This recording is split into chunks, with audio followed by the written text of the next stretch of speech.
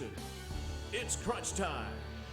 And welcome to Crunch Time. Jeff Matthews, Bree Houston, and a new addition. It looks like this is going to be kind of the new norm. Mr. Ashton Rich joins us once again. I wish I would have brought a better shirt, honestly. I'm a little disappointed in myself. You guys, you're looking so nice with your sweater over here. Jeff, you got the vest and the button down on, and I'm over here. And Jeff said I know. He doesn't need you to tell him. Jeff, you know I'm always complimenting you, my man. That's a true statement. I woke up this morning and I said, I look good. I look real good. Oh, wow. Well, Someone's very confident. Oh, absolutely. Well, we'll get him a couple of collared shirts. Please. Get you dressed up and looking real nice. Let's go ahead and start off with some high school football. It was kind of a interesting weekend, that's for sure, in my opinion. But we'll go ahead and talk about it. I'll read off the scores. Clarksville, 32. Clarksville Northwest, 7. Columbia Academy, Clarksville Academy. Clarksville Academy ends their season early. So they had to forfeit that game due to COVID concerns. They've kind of been battling with that already for the past couple of weeks, and then coming into tonight, just could not, or coming in this past weekend, had to forfeit that game, so their season ended pretty early. Hendersonville, 42. Rossview, 21. Henry County, 58. Clarksville Northeast, 0. That was kind of a big game to kind of watch. Henry County and Northeast have kind of been in the talks. Both teams have done well on the season, but Henry County just kind of coming out and putting a little damper on the Northeast season. Very much so. Sycamore, 34. Cheatham County, 7. That was an interesting game. Fairview, 35. Dixon County, 14. Dyer County, 49. And West Creek, 14. So going back to that Sycamore-Cheatham County game, that was one of those games I have been covering Sycamore and Cheatham County for a lot of this season. And both teams coming into this weekend trying to get their first win, trying to figure some things out. Sycamore figured a lot of things out. And this game is something I can appreciate, and I know the players were able to appreciate it too, because, like you said, both teams are 0-4 on the winless on the season. There you go. And give me a minute, I'll get there. They're winless on the season. However, this game meant a lot because they play for the Power Cake, and Sycamore is actually leading. They won 2 years, now 3 in a row, and now they lead the all-time series 12-8. So not very much going on during the season, but this one game means bragging rights for the whole year. My partner who does the games with me, Justin, and I were talking about it. He actually went to Sycamore, so he knows a lot more about the powdered keg and the tradition behind it than I did. But from what I was told, I mean, it is – Justin kind of put it in a way that you could lose every single game of the season. But if you win this game against Cheatham County, the season's fine. Now, of course, if you're the head coach, you probably think a little bit differently, right? Coach Hall is probably sitting in the room right now, probably going like, I just got to win one more. Just got to win another one. Just got to make it to the playoffs, right? He's a first-year coach, and, you know, he and I have talked about his offensive line. This is the first year that they've ever played that position. This is actually, I think for a couple of them, this is their first year ever playing. So he's had a lot to deal with on that offensive line, a lot of struggles. I've noticed, at least in Cheatham County, a lot of teams like to run the read option, giving the quarterback the option to run the ball or hand the ball off. Sycamore, they tried to run it for so long. I mean, week after week, they tried to run it, but they don't have that offensive line for it to be compatible. But they've started going to the air a little bit more with Grady McPherson at quarterback, and I tell you what, I think that is probably the smartest thing that they could have done because McPherson has just been able to launch this ball. Yeah, and the read option is just one of those things that's easy to play with, right? So your quarterback, all you're doing is reading. You leave the defensive end play side unblocked, and you're reading him. If he goes with the running back, you pull. If he stays with you, you give. You can do that 60 times a game in high school because most high school defensive ends either aren't going to be athletic enough or not going to be, be able to read it. But if your quarterback can't execute the read, then it doesn't matter, right? So going to the air, like you said, benefiting them a whole bunch this year. Well, to add on top of that, like I said, Sycamore literally can win one more game. Coach Hall said if they win one more game, they can make it to the playoffs. Now, after looking at the standings and everything else, I'm pretty sure Camden Central has to lose another game as well for them to make it. But Sycamore is going to have an interesting week because they play Camden this upcoming. So it's kind of you either win. I mean, it is a situation where you win or you go home. Win and get in. Exactly. And that Coach Hall kind of put it, if they lost against Cheatham County, they played this week for pride. But they won against Cheatham County. So now they're playing for a reason. You know what I'm saying? So it'll be interesting to see how all of that plays out. But let's go ahead and move on. Let's go ahead and get into the SEC world. Not a whole lot of SEC games going on. A couple teams just not playing this week. Auburn 35, Mississippi 28, Missouri 20, Kentucky 10, Alabama 48, Tennessee 17, LSU 52, South Carolina 24, Texas 27, Baylor 16. Interesting. Yes, very much so. And I just want to focus. I have to talk about the UT-Alabama game. Alabama comes in undefeated. UT is now 2-3. The game pretty much played out as someone would think on paper. If the games were played on paper, this is pretty much how it would play out. Alabama has beaten UT 13 straight times. It's really not a competition when it comes to the Alabama versus UT games. And UT they have to figure out what they're doing at the quarterback situation. Yeah, I think if you watch the game, UT, it was much of the same as you saw against Georgia. Defense played well, and the offense couldn't really hold up their end of the bargain, and defense eventually gets tired. And, look, they kind of more or less bottled up Najee Harris, which no one has done yet this season. He scored 3 touchdowns, but he didn't run for 200 yards on them. But I think it's a lot of what Bree said. You've got to figure out what's the most important position in football, quarterback. You've got to figure out your quarterback position sooner rather than later. So they're going to have the week off, and then they come back not this coming Saturday, but the next Saturday against Arkansas, which is a winnable game if you're looking at it and you're Jeremy Pruitt and the Tennessee Volunteers. But another score that jumps off the page to me on that one was the LSU South Carolina game. Oh my gosh, 52-24. LSU has had some struggles this season, especially coming off of a national championship win. Given they have lost a lot of their offensive players because of the NFL draft, but I don't think many people expected them to be kind of where they're at right now. I think a lot of people thought that they would be in the mix like they were last season. Yeah, and you said it. We discussed it the last time I was on the show. They lost so much to the NFL on offense and defense. And so I think the first couple of weeks they were just trying to find, well, who are we this year on offense? What's our identity? And I think now they've kind of got it. Their defense is playing better. They're starting to get guys back. And I think that they're, poising themselves to make a second-half run. I think so. And, I've talked about this a couple of times, especially this week with Sycamore winning. Some of these teams, when they finally win a game, when they finally kind of get something on a roll, when they kind of see how things are working for their team themselves, they can go on runs. They can go on a 4 or 5 game run. Next thing you know, they're in the mix that everybody's been talking about. And so I think this could happen with this LSU team, is that they just needed to get that one win under their belt where they were like, okay, this is how we can run an effective offense. This is how our defense can mend together and kind of make big plays, make big stops. And I think this South Carolina game was that game for LSU. Absolutely. All right. So then let's go ahead and talk to what we just found out today. This is breaking news. Not really I didn't break it. But I'll tell you this. Austin Peay, new head coach coming in, Scotty Walden, coming out of Southern Miss. He was the interim head coach. And at Southern Miss, he was also the offensive coordinator before that. So it should be interesting. Biggest thing is Austin Peay has gone through, I think, this is the 4th coach in 3 years. Mm-hmm. I believe that's correct. Will Healy, Hudspeth, Mark Lovings, and then now Scotty Walden. And as a player, how do you handle? How can you handle that? We discussed it before when we talked about coaches coming in and out of the program. How players have to adapt to what a coach brings to the table. If a coach expects you to do things a certain way, you get used to that, and then you finally start to build chemistry. You know what your coach is looking for. You know what he expects. Then to bring in a new coach, it will throw you off your rockers. It's like, okay, now I have to learn this coach again. I know Coach Hud, he was very strict. He cared about what the lockers looked like because he believed that will transcend on the field. If you take care of the little things, it goes over to the field. So now you have to learn a whole new system. What does this coach look for?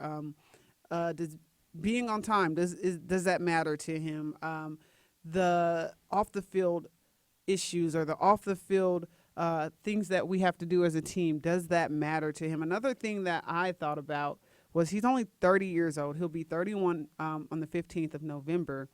Some of these players are only 9, 6, 8 years younger than him. Does that change the coach-player dynamic? I think it can, but I think ultimately if you're Coach Walden, you just got to understand that, he is kind of a peer. He can relate to these players a little bit better than maybe a Mark Hudspeth could. But at the same time, I think there's still that level of professionalism there where the players understand that their coach is their coach. And so, Southern Miss, he was the offensive coordinator there before he was the interim. He had Quez Watkins, who was a 6th-round draft pick to the Eagles, 1,000-yard receiver. He's had a couple other 1,000-yard receivers there as well. So he's an offensive mind. He's more of the same as what we've had here at Austin Peay in the past. So I think it's a good hire. I think, especially from the perspective of you get a young guy who is going to, give some energy to the program because, let's not get it twisted. Austin Peay's coming off kind of a rough fall slate where they played only really one game where they kind of had a chance to win, if you want to look at it from a realistic perspective. Right. And Coach Walden's coming in immediately from Southern Miss. Southern Miss, like we were just talking about with the coach transitions, is now on their 3rd head coach this season. So I think where I kind of look at this situation is, we had Will Healy, who was another young coach. I think, he did a lot for the Austin Peay program, and I think he kind of instilled a mindset of playing hard, playing as a championship team. And then Hudspeth came in and actually developed a championship team, drove them deep into the playoffs, and then now Mark Lovings was just dealt a horrible hand for a season. Not even a whole season. Just exactly, 3 right. games, half a season. And then on top of that, they're still trying to figure out if they're going to have a season in the spring. I think they're still talking about trying to make that happen. I just don't see that happening, especially trying to bring in a new coach. But the way I see it is that Scotty Walden has a very big opportunity here to build a team who has experience in the playoffs now, who we've seen has had true hard work ethic, and I think this is actually giving him an opportunity to really build a team to his liking, to where he can kind of come in and go like, all right, cool, you guys know the building blocks, but now we're going to start building the house. And I believe he's stepping in at a right time, because if we do not have a season, if Austin Peay doesn't have a season in the fall or in the spring, that's more time he gets with the players. That's more time he gets to show the players what system he wants to play with. That would be an upper hand for him in the Governors. And like you said, not all the times when you transition coaching staffs, players aren't going to always fit your scheme. We saw that in Tennessee's first couple of years when they hired Jeremy Pruitt. They were coming from a spread offense back to a more traditional power running team, and you've got offensive linemen that weigh 280 pounds trying to run a power system. It's just not going to work. So it doesn't always work out great from the player's perspective. Some guys end up transferring, doing what's best for them, and that's part of it. It's a business. That's what happens. And that's like you said. I mean, there's a business aspect to it. And then going back to players kind of molding into new coaches, that's something that, I mean, if you want to ever play at the next level, at the NFL level or any professional level, whether you go to the CFL or you play, I think there's a couple overseas professional leagues, but if you ever want to play in those leagues, you have to understand that nothing's ever going to stay the same. Players leave more frequently, coaches come in and out more frequently, and I think unfortunately, some of these guys in the Austin Peay team just have to figure out a way to understand that sometimes your offensive plan is not going to be the same next year or next week. But that's what makes you a professional, or building. So this could be a negative, or you could take it as a plus, because the more diverse you are, the more that you can switch up and fit into a system, the more marketable you are to professional teams. If you can only play one way, and only 3 teams in the NFL plays that way, or wherever you're going to play, you're probably not going to last long or even make it. So the more that you can switch up or fit into a role that a coach wants, the better. So this could be a good thing or a negative thing, depending on which way you look at it. Well, speaking of professional teams, we're going to move into the NFL. Kind of the biggest thing for Tennessee right now is the Tennessee Titans did lose to the Steelers 27-24 and missed the 30-yard field goal to tie the ball game up. I know that's the thing that everyone's talking about, but if you watch the game or if you go back and watch the highlights of the game, it was more than just a field goal that lost the game for the Titans. They had the turnovers, they had the low snaps, they had so many errors and mental mistakes, if you would, that led up to that point. They had a good run. At one point, it was 14-0 in the game, and they rallied back. Going into half, I believe the score was it was 24-7 going into half, and Titans were able to rally back. And it's just not the kick, the missed field goal that lost them the game. I think the most impressive thing for me watching the game was how the Steelers defense handled Derrick Henry. Because Derrick Henry, you know what the Titans' game plan is most weeks. They're going to come in, they're going to beat you one of two ways. They're either going to pound Derrick Henry at you 30 times, or they're going to give Derrick Henry 20 touches, and they're going to kill you in the play-action game. Derrick Henry averaged less than 4 yards a carry. I believe his final stat line was 20 rushes for 75 yards, which that's nothing to write home about. No. Big day for Ryan Tannehill passing, and – Titans, you miss a field goal. I believe Steve, our production coordinator, asked me when I came in today, he's like, you think the Titans get a new kicker this week? And I was like, it's hard to move on from a legit Hall of Famer like Gostkowski, but if there's one out there, I wouldn't be surprised if they try and bring in some guys for workouts. No, absolutely not. I mean, here's the thing about, Pat McAfee, who has been a very... Love Pat McAfee. I know. I'll watch his podcast every now and then, but I think he gives great insight to the kicking world. If you don't know who Pat McAfee is, he was a kicker for the Indianapolis Colts. He was the punter. Learned under Vinatieri for quite a long time. But he has, very frequently has come out and defended kickers in these type of situations where the smallest mistake for a field goal will change the kick for the whole entire time. If your foot is off by a millimeter, the ball's not going to move the same. If the laces are turned a certain way, not pointing straight at the field goal, it's going to change it. You have to be able to adapt to these things as a kicker, and unfortunately, there's just so many variables that it's very easy to kind of get into a situation where you're just missing those short field goals. And in an age where we're seeing guys hit 50-yarders like it's automatic, it's easy to take the kicking game for granted. Absolutely. Even this past weekend during college football, we were watching one game, and one of my friends in my group message said, man, this is 40 yards. This should be automatic. And I'm thinking, no, this is college. Yeah, no. When did 40-yard field goals become automatic at any level? But it's like you said, there's a lot of little things that can go wrong in the kicking game, like the laces, like the snap, like the hold if it's just a little bit off to the side, the ground, wet conditions. It rained for several days before the Tennessee game. The ground was surely wet. So all these things play a factor into how good your kicking game is on a game-to-game basis. And it's crazy that he's in this position again. Gostkowski, the first few weeks of the season, he missed field goals, and everyone was talking about how high his ratings were and his percentage, and how they didn't expect when they brought him in that he would miss any big-time field goals. He's actually on 6 missed field goals of the year on the season so far after this kick. But I still can't just blame it all on him. The Steelers did an amazing job offensively. They converted 13 of their 18 third downs. So when they're having a game like that, even though Roethlisberger, he didn't have his best game. He had 3 interceptions, and that was the first time since 2018 he's had a 3-pick game. But they were still able to make up for it on offense. And then, as Ashton mentioned, their defense did an exceptional job on Henry, stopping him. He didn't go off like he did last Sunday. So it's more than just the kick.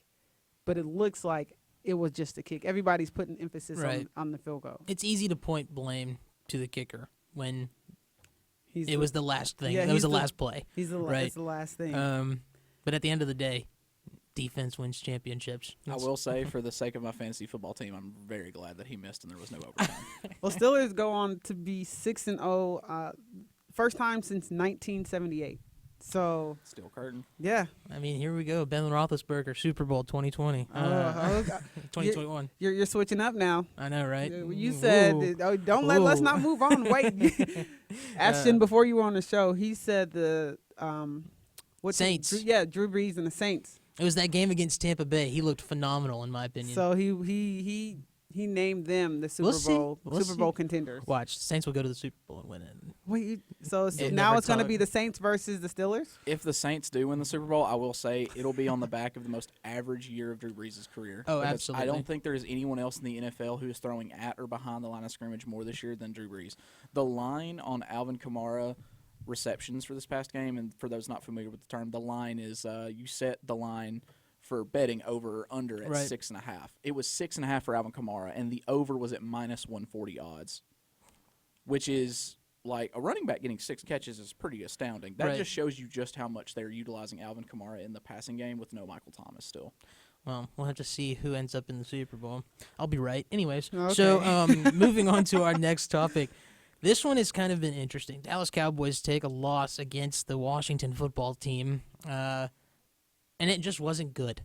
And it very wasn't. It was just to the point where.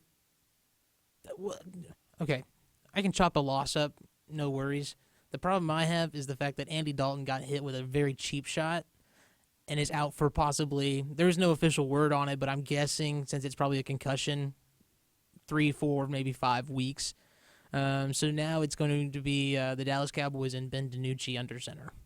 Yeah, it's at this point it's a lost season for the Cowboys. It is. There were some fans that I'm friends with that were clamoring like, maybe Kellen Moore gets fired or something like that. There's literally nothing to take away. I don't from the think Cowboys this I wouldn't even blame this on Kellen Moore, because Kellen Moore was the offensive coordinator last year. And the offense was great when Dak was playing. Exactly. Exactly right. Prescott was throwing over 400 yards every single game this season. He was on pace for over 6,700 passing yards. Yeah, which is wild. And then he gets hurt. Okay. Andy Dalton comes in. Okay. I don't think Andy Dalton was actually that bad. I think he's just an average quarterback. He's not. I don't think Dak is elite in my opinion, but he's also better than the average quarterback. I think it's an indictment on the Cowboys that you see when Dak went down, just how bad their offense went. It's a from Tony week to Romo week. situation. It's another Tony Romo situation. And Tony Romo, for those who don't remember, so Tony Romo got injured on his second to last year, I believe is what it was. Went most of the season out. We did not have a good season at all. I think we only won a couple of games. In the offseason, Tony Romo got better. We drafted Dak Prescott. That's how you guys ended up with Zeke, too. Exactly. We got Zeke Elliott. Came in that next season. I think it was 3 games into the season. Tony Romo goes down again. Dak Prescott comes in. Doesn't get the job back. Does not give the job back at all. But my point in telling that story is during the time that Tony Romo was down without Dak Prescott, the Cowboys didn't know how to play without their starting quarterback. And we're seeing that again with Dak Prescott being out, and we're having Andy Dalton, who's a veteran quarterback, but still the offensive line, the defensive team, I feel like there's just a lot of spirits down. But now you have a situation where you are into your third-string quarterback. I don't even remember a time Dallas has been into their third-string quarterback. Can we say the Cowboys QB curse continues? Sure. Yeah, I guess we can. I mean, but this is just to show how their season has gone, how it started. I remember texting you, Jeff, and I said, I don't think the Cowboys are going to win another game this season. I haven't been corrected just yet. So I stand on my word. The Cowboys, they're having a lousy season. It's one thing after another. They're not doing well on offense. Of course, Dak went down. Now they're onto this third-string quarterback, which will he be ready to step up and lead a team? I'm not gonna lie. I never heard of him. When I saw that he came, I won't sit here and lie to you. I have never heard of him until he got put into the game. That's how most third-string quarterbacks are. Right. You don't know who they are. Exactly. And there are rumors right now going around talking about should Dallas tank and then go get Trevor Lawrence and let Dak walk. Which, honestly, if I'm Dak Prescott, I don't know if I'm going back to the Cowboys.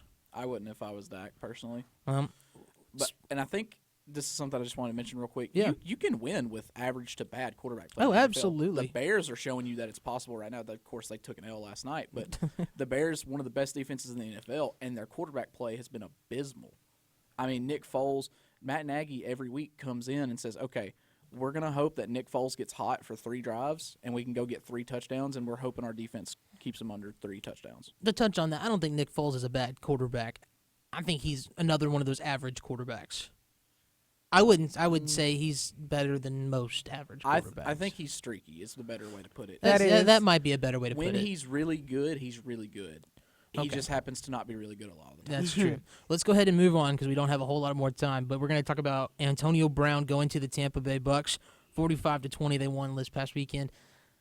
Reunited, and it feels so good. I will say this: there is no doubt in my mind that Tom Brady had input on Antonio Brown he had getting. some I say in this. definitely think so. I think he had more than just input. I think he walked in and said, "Antonio Brown." Now, Which is interesting to me because they just paid Mike Evans, who's supposedly an elite receiver in the NFL. Chris Godwin is excellent, outplays Evans basically every week. Evans is a goal line back at this point. Yep. And you just drafted, Scotty Miller's played very well this season. He's no Antonio Brown, but you would think like the Buccaneers wouldn't go out and make a signing like this, considering signing Antonio Brown's no small thing. No. Antonio Brown's shaking up the locker room. Yes. Granted, they're getting him on a fairly cheap deal, $2.5 million over 1 year, but you have to wonder, does AB come in and disrupt a little chemistry in the locker room? How long does he play the full season? Does he do something to get himself cut again? Like, you don't know. He's genuinely a crazy person in an NFL uniform. I think he's learned his lesson. I think he knows. I would hope so. Yeah, I was about to say. By this time, if he messes this deal up, no way he comes back to the league. But I said that before. Ashton and I we kept up with the whole Oakland Raiders deal, how he didn't want to get a different helmet because of, they were changing regulations for CTE, and he didn't want to change his helmet. So he wanted to keep his old helmet. So Ashton and I, we discussed amongst each other last year, it's over. He's never playing in the league. He was posting workout videos, and we were convinced. But money talks, everything else walks. That is a true statement. I just don't know if the attitude is going to be there for Antonio Brown. I really struggle seeing him coming into the Tampa Bay Buccaneers and not misbehaving. Right? The motivation for AB is Super Bowl. That is the motivation. That is true. Same reason for Tom Brady. The motivation Super Bowl. And the Tampa Bay Buccaneers And do have Gronk. an opportunity. And Gronk, right? They do have that opportunity to make it deep into the playoffs and make a Super Bowl run. I think they have a better chance of doing that if they can stick with Antonio Brown not letting his emotions run high. Yeah. I like the lineup. I just have to say I like Gronk and AB and Tom Brady. I like it. I'm excited to see what it looks like. Last topic of the day, Major League Baseball. Dodgers lead the series 3-2 as of right now. Game 6 is tonight at 7 o'clock. It should be interesting. It has already been kind of a wild World Series in the general sense. But, abbreviated series, there is so many things going on with the abbreviated series. Some people are just so brutal and just saying that they don't deserve it. This has kind of been the talks all season long. Well, with the 60-game series or 60-game season, it's that's not even what they're used to playing. So I can understand why fans might feel that way. Well, that'll be it for us today. It has been an exciting time with baseball, football, and everything else. Catch us next week on Crunch Time as Bree and Ashton help us out again.